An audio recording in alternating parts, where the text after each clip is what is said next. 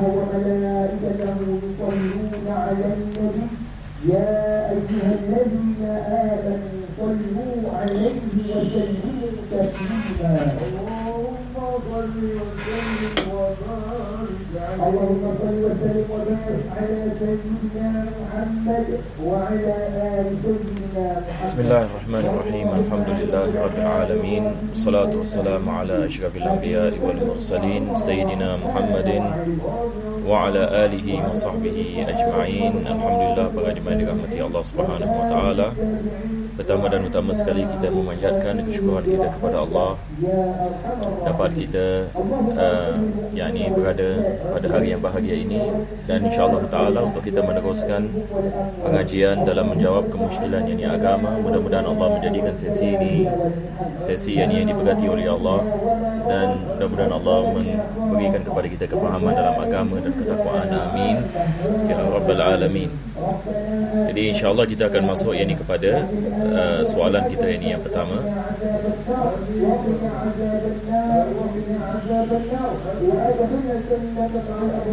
Maka soalan ini menanyakan, kucing saya sakit tua, kurus kering, tak mahu makan. Dia menderita, kesian. Soalan saya, boleh tak saya terima saranan vet supaya diberi suntikan untuk akhiri nyawanya? Maka soalan ini menanyakan, seorang itu ada kucing dan dia melihat kucingnya dalam keadaan penderitaan. Maka soalannya, adakah dibolehkan kita mematikannya? Maka berkenaan dengan membunuh kucing, maka para ulama kita membahaskan dalam kitab-kitab mereka, kalau sekiranya kucing-kucing ini menyebabkan kemudaratan sebagai misal, maka dibolehkan kita membunuh kalau ia membawa kepada mudarat. Manakala soalan ini menanyakan, ini adalah keadaan yang berbeza, yang mana kita melihat ataupun kita mendapat saranan daripada doktor yang kucing ini akan menderita, dia tidak dapat berfungsi dan dia akan hidup dalam penderitaan. Maka dalam keadaan seperti ini, adakah dibolehkan kita mematikannya? Maka ingin saya mengatakan, kita ada perbezaan di antara mazhab Syafi'i dengan mazhab Maliki dalam masalah ini. Di dalam mazhab al-Imam Syafi'i ia tidak dibolehkan, cuma dalam mazhab Maliki ada kelonggaran sedikit. Mereka mengatakan kalau sekiranya ia membawa kepada kemudaratan bagi binatang tersebut seperti kucing dan binatang yang lain, maka dibolehkan kita mematikannya tanpa kita menyiksanya, tanpa kita menyiksanya. Maka kita boleh lihat kepada keadaan ini, dan kalau sekiranya keadaan itu merupakan keadaan yang ketara ataupun penyakit yang ketara dan sebagainya, dan kita mendapatkan saranan daripada doktor, lebih baik kita menghabiskan nyawanya dengan cara seperti injection dan sebagainya dengan tidak menderitakannya, maka ia dibolehkan. Tetapi kalau tidak, kalau sekiranya ia setakat sakit yang sedikit yang mana boleh dirawati dan sebagainya, maka tidak dibolehkan kita melakukan pembunuhan seperti itu. So basically, any question is asking, a person and he has a cat, and the cat has some sicknesses, unable to consume food.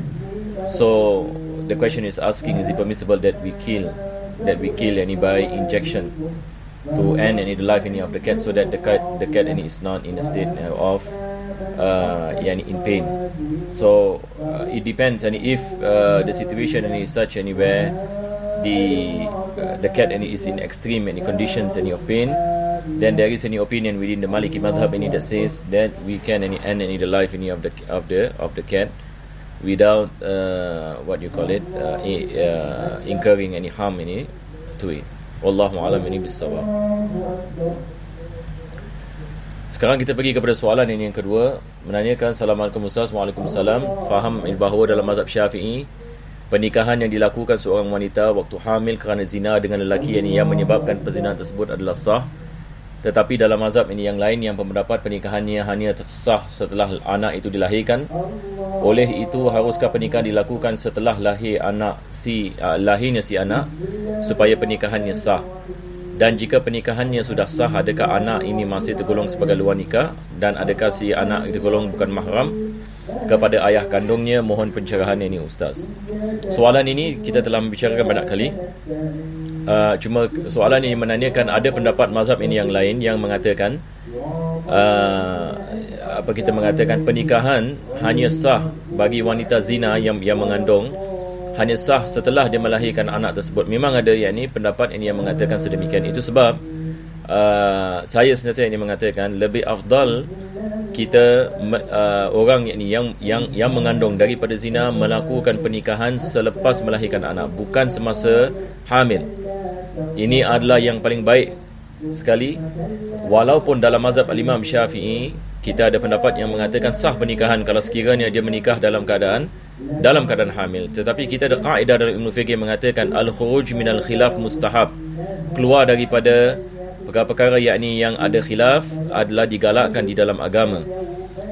Maka dengan maksud ini, dan lebih-lebih lagi perkahwinan ini merupakan perkara yang sangat penting sekali, bukan perkara yang kecil, maka saya sentiasa menganjurkan agar pernikahan itu dilakukan selepas melahirkan anak. Tetapi ada orang misalan malu, misalan dia mengatakan bagaimana nanti orang tahu saya melakukan zina dan begini dan begitu. Maka ada jalan keluar. Jalan keluar adalah dia menikah semasa hamil. Selepas itu dia menikah sekali lagi selepas melahirkan anak. Tidak ada masalah kita melakukan 2 kali pernikahan. Kenapa kalau orang menanyakan kenapa mesti nikah ini lagi sekali? Sebab kita mengatakan al-khuruj minal khilaf mustahab. Kita keluar daripada khilaf, maka dengan melakukan pernikahan yang kedua, semua ulama ini mengatakan sah pernikahan itu. Kalau seseorang itu menikah dalam keadaan hamil, ada sebagian ulama mengatakan ia tidak sah dan sebagainya. Jadi sentiasa saya anjurkan seorang wanita itu menikahi selepas dia melahirkan anak. Dalam masa yang sama saya mengatakan kalau dia menikahi dalam keadaan hamil, tetap pernikahan itu sah. Ini adalah perkara yang pertama. Perkara yang kedua adalah berkenaan dengan anak. Adakah anak tersebut dikirakan sebagai anak zina? Kalau wanita itu menikahi selepas dia melahirkan anak, adakah menikahi selepas melahirkan anak menyebabkan anak tersebut bukan anak zina? Tidak sama sekali. Anak zina tetap anak zina. Kalau seseorang itu melakukan zina dan dia hamil daripada penzinaan, dan dia mengetahui, maka anak itu adalah anak luar nikah. Maka tak kira sama ada dia menikahi selepas itu dalam keadaan hamil ataupun bukan dalam keadaan hamil, anak tersebut tetap dikirakan sebagai anak luar nikah. Dan anak luar nikah ada hukum mahkam baginya, dia bukan mahram kepada bapanya, dan bapanya tidak boleh menikahinya dan sebagainya, seperti mana kita telah bicarakan sebelum ini. Jadi saya harap kita faham insya-Allah. Soalan yang terakhir menanyakan, saya terlihat dengan kissing di TV, saya terlihat adegan kissing di TV dan tiba-tiba merasa gairah. Kemudian saya mandi dan semasa basuh kencing dengan cara menyembur air kekemaluan, saya rasa climax. Saya tak pasti adakah keluar air syahwat ataupun tidak. Batalkah puasa saya? Yang menanyakan ini adalah seorang wanita, ya. Ini adalah perkara yang pertama, iaitu dia menanyakan, dia melihat ini sesuatu di televisi, maka dia merasakan syahwatnya naik. Dan apabila dia mandi dan membasuh kemaluannya, dia merasakan seolah-olah dia dalam keadaan kita mengatakan aroused, ya, kalau dalam bahasa English. Ini apa yang saya faham daripada soalan. Dia mengatakan saya rasa climax, dia sampai kepada tahap syahwat, dan dia tidak pasti sama ada keluar air syahwat ataupun air maninya ataupun tidak. Adakah batal puasanya? Dalam keadaan seperti ini, berkenaan dengan keluarnya air mani, ya, dalam bab puasa, puasa hanya menjadi batal kalau sekiranya seseorang itu mengeluarkan air mani dengan sengaja. Sama ada lelaki ataupun wanita.